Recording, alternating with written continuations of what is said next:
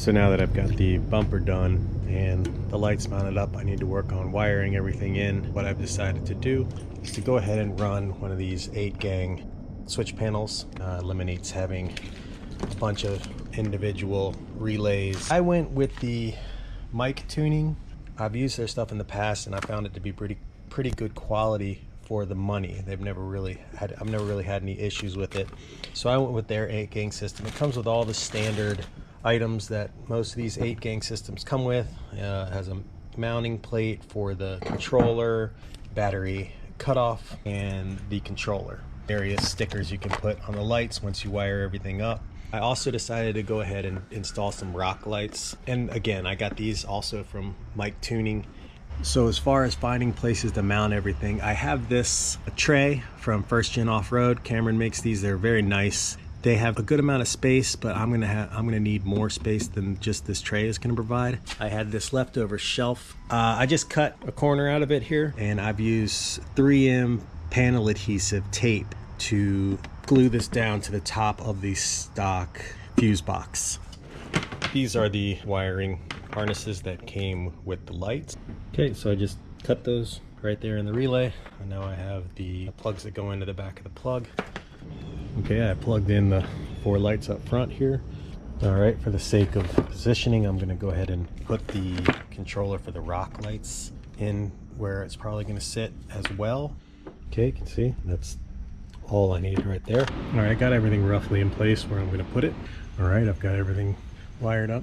Again, these cables are I left them a little bit long because I need to be able to lift this whole top off. To connect the switch panel inside the truck, you have to run this wire through your firewall. There's a little rubber grommet that your main wiring harness runs through. Put a zip tie around the actual end of the cable. I folded it over and zip tied it, and then I taped that to this long screwdriver, drove this all the way through, and then I grabbed the end of the zip tie and pulled the wire through. All right, I'm just buttoning up everything. The plate worked out pretty well over the electrical box. I've got enough slack in each of the wires that I can still take the cover off the fuse box. I can easily access this box as well. I've mounted the rock light control panel up here. What I'll probably end up doing is building a little metal sort of table right here that'll hide all these wires underneath it and provide me with another little mounting surface here. Now I'm going to go through the painstaking process of connecting all the rock lights and trying to run them down through this wheel well. All the rock lights that are on the passenger side, I ran up and over along the brake lines here and back down through the passenger wheel well, so it's all relatively clean. Everything just runs straight down the frame. For the bumper lights, everything is just wired here behind the bumper, in through here, under the battery, and just, hit everything as best I could. For the controller, I just went real simple. I mounted this to the dash with 3M mounting tape. I use that for everything. It's real solid, and the nice thing about it is if I ever decide to move this controller somewhere else, I can just pull it off of here and wipe the adhesive off, and I won't have any holes in my dash. It's real easy to access everything, turn things on and off, whatnot. It's hidden out of the way. It's not going to be bright in my line of sight. This one is red, green, blue, so I can choose any color I want for this display. Brightness settings, you can change it as bright as you want. Let's check it out. Let's turn on the ambers. Boom. Turn on the spots. Boom. Can turn both of them on. Ooh, that's bright. Turn on the rock lights. They don't look very bright right now because it's daylight, but I have them on red so you can see the light. I installed the rock lights so that they would light up the actual ground in front of the wheels. I know a lot of guys install rock lights and they have them shining on their tires, and that looks neat. That's not really the purpose of them. The purpose of them is so your spotter or whoever can see where your tires are going. So I mounted 2 in front of the tires here. I mounted 2 directly behind the tires. I mounted 2 more in front of the rear tires. And then I have my last 2 lighting up under here. I'll give you another shot of where I put the front rock lights. Right here under the IFS substructure.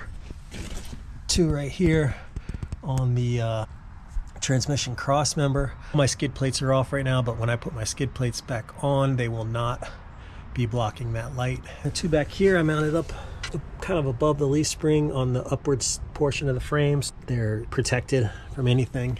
Future, if I want to install more lights or a fridge or whatever I want to add to this, all I have to do is wire it to the controller under the hood and match it here and be good to go. I've had really good luck with Mictuning or Mictuning.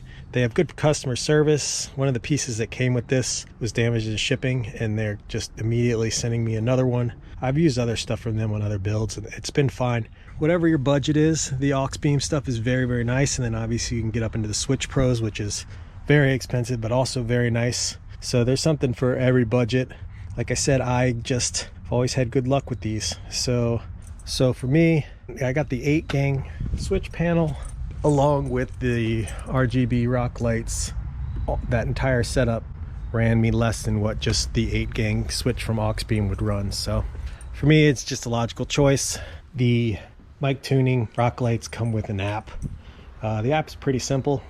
You just can control if you want the lights to do different things or whatever. So flash, or if I want to change the color, white, red, I can really, change the color to wherever I want it to be.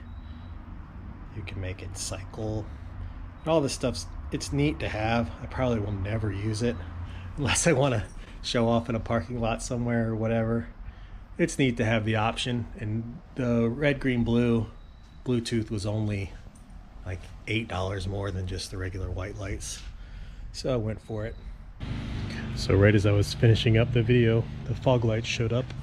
3-inch amber fog lights. I ended up mounting them right here underneath the bumper. I just did a simple mount.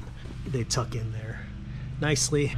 The way I mounted them allows me to rotate them inwards or outwards if I want to kind of bring the light more to the outside. These are going to work with the stock fog light wiring, so I'm going to go ahead and wire these, and then the fog lights will work off my factory switch, and that positioning should give me nice lighting right in front of the truck. Yeah, it should look pretty good. Get those wired up.